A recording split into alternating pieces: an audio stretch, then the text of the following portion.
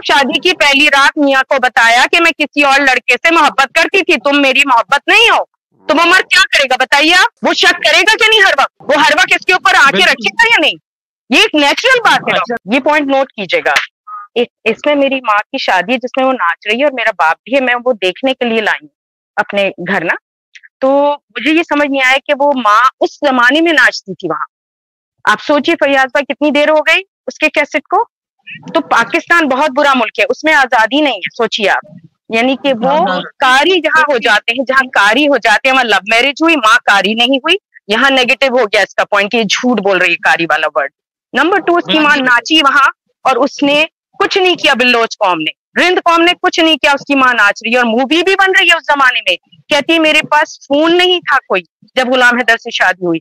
तो movie camera बहुत अच्छा इनके पास था कि उनके कबीले में मूवी बनाने की इजाजत थी जिसमें लड़कियों को मार देते हैं जरा सा कुछ करे। ठीक है, मोहब्बत की शादी थी। बाप ने शादी क्यों नहीं की? मोहब्बत की थी जो खुद कर ली। बाप ने मोहब्बत की शादी, यहाँ कॉन्ट्रडिक्शन है। ठीक है। नंबर 2 पॉइंट ये है कि जब ये बच्चों को लेकर आई और ये नेपाल के होटल में ठहरी, तो नेपाल के होटल वाले ने बताया, इंडिया की एक ले रही है एंकर उनका इंटरव्यू होटल वाले का, तो उसने कहा कि वो पैंट शर्ट पहन के आई थी।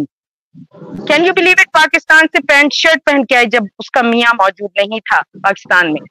और दूसरा इसने कहा कि मेरा मियाँ मुझसे ये नहीं करता था, वो नहीं करता। आप ये बताएं, हमारी अम्माएं पाकिस्तान आई हिजरत करके इंडिया से, वो कभी वापस नहीं गई अपने माँ बाप के पास। वो तो कभी नहीं रहे। उन्होंने अपनी घर को जन्नत बनाया, बच्चों को ट्रेन किया, बच्चों को उन्होंने जो है वो तरबियत दी कि वो सोसाइटी के काबिल हों।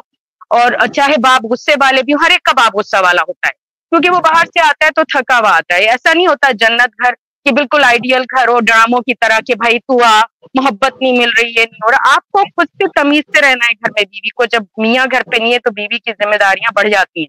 बीवी को बाप बन के रहना पड़ता है, ना कि वो किसी लड़के की मोहब्बत में मुब्तला होके बच्चों को तबाह कर दे। तीसरा पॉइंट, वो बच्चों को टूल्स लेके बना के आई। उसके सच्चन ने कहा कि तू लेकर आ, वो लेकर आई। जब तक उनकी नेपाल में शादी नहीं, वो डांस करती रही और पिक्चरें बनाती रही, रील बना के डालती रही। इतना ज्यादा वो फ्रस्ट्रेटेड थी इस नाच गाने के लिए, मर रही थी। जो हैदर ने इजाजत नहीं थी दी थी उन्हें। कोई भी गैरतमंद मर्द जो है वो नहीं इजाजत देता इन चीजों की कि तू बच्चों से निगाह हटा के डांस करती रहे। तो ये चीजें खलती होंगी अदर भाई को और हमें भी खल रही है अभी देख के। हालांकि वो चाहे तीसरी शादी करे चौथी करे, बच्चे नाचते हुए नजर आए उसके साथ। मुझे बेटी उसकी धुत नजर आई नाच के अंदर। बेटी को कोई होश नहीं था। बेटा जो है हंस हंस के मर रहा है कि भाई क्या एंजॉयमेंट हो रही है घर के अंदर। कोई पढ़ाई नहीं, कोई लिखाई नहीं, बेगैरती के स्टेप सिखाए जा रहे हैं कि यूं टांग हिलाओ, वो हिलाओ। अच्छा चलें आप डांस कर रहे हैं फैयाज भाई घर में, हम घर में कुछ भी कर सकते हैं बच्चों के साथ एंजॉयमेंट के लिए। हम कम से कम उसकी मूवी बना के नहीं डालते लोगों के लिए। हम अपने घर की प्राइवेट चीजें नहीं दिखाना चाहते लोगों को। एक इज्जत होती है घर की, हम कैसे भी इंजॉय करें, हम कैसे भी खड़े हों बैठे हों मियाँ के साथ।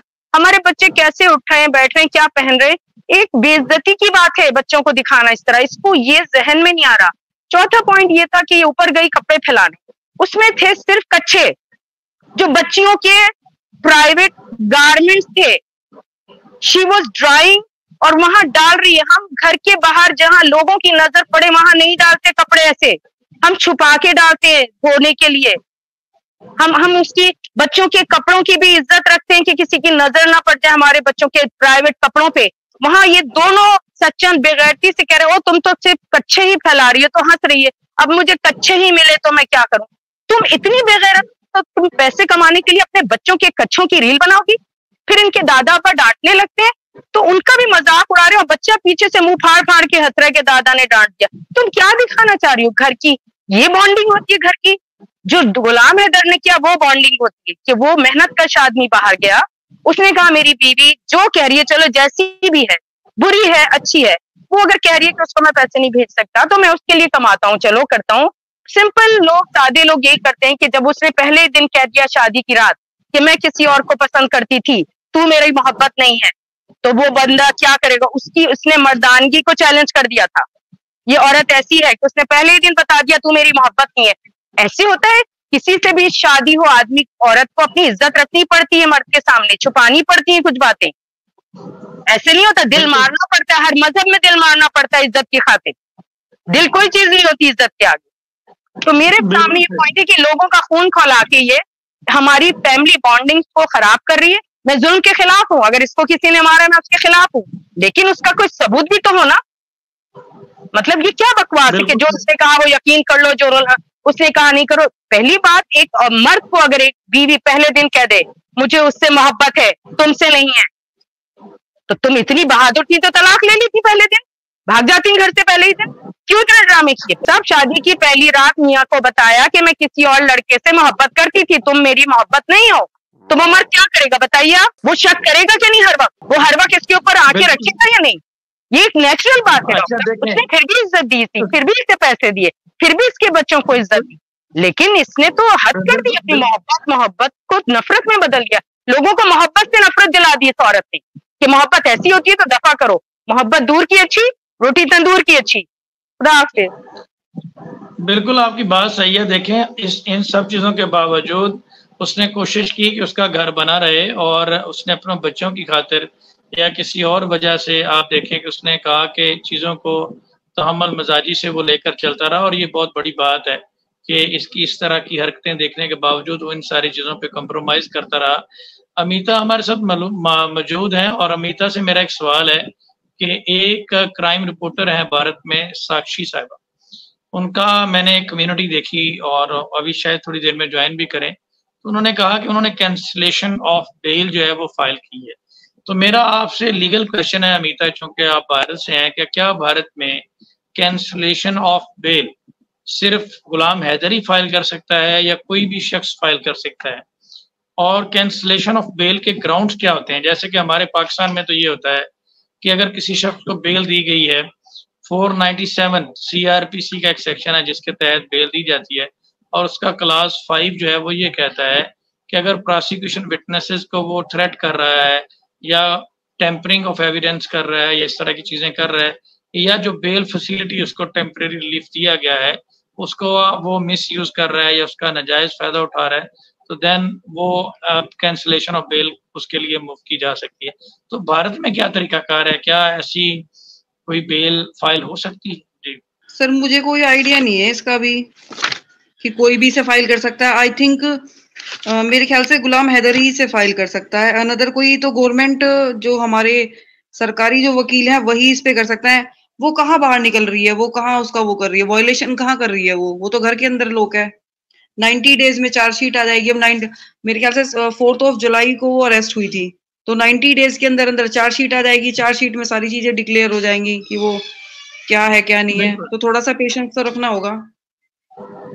जो आप लोगों में हमारे यहाँ पे जैसे हम चालान कहते हैं चार्जशीट को, वो 173 की रिपोर्ट भी कहते हैं जिसे सबमिट किया जाता है। विदिन 90 डेज आती है वो। अच्छा, वो तो बहुत लंबा टाइम है। हमारे तो यहाँ पे विदिन 15 डेज सबमिट करनी होती है, तो ये तो फिर उनके पास लीगली जो है वो 90 डेज का टाइम है, तो अभी तो फिर इसमें बहुत टाइम है। अभी तो तकरीबन इससे 1 मंथ हो। जी नहीं, वो 4 जुलाई को अरेस्ट हुई है ना? जी 4 जुलाई डेज तो होने वाले हैं ना?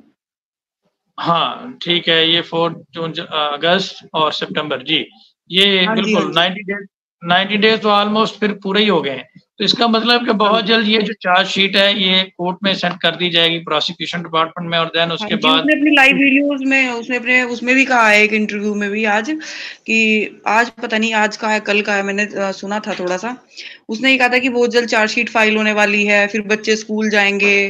और एक न्यूज चैनल ने भी कहा है कि सीमा हैदर चाहती है कि वो शहर में जाके बसे, उसके बच्चे कॉन्वेंट स्कूल में पढ़े, उसकी लाइफ फुल ऑफ जॉय हो, वो अपनी लाइफ को एंजॉय करे, बाहर निकले, शहरों को देखे, किसी अच्छे शहर में जाके बसे।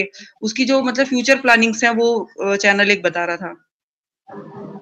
अच्छा, आपको नहीं लगता कि जैसे इसने बेल स्टेज पे बच्चों को यूज किया, ट्रायल स्टेज पे बच्चे इसको किस हद तक हेल्प कर सकते हैं? कि अगर ट्रायल चलता है वहां पे वो बच्चों को किस हद तक सिंपैथी गेन करने के लिए या लीगली किस हद तक यूज कर सकती है?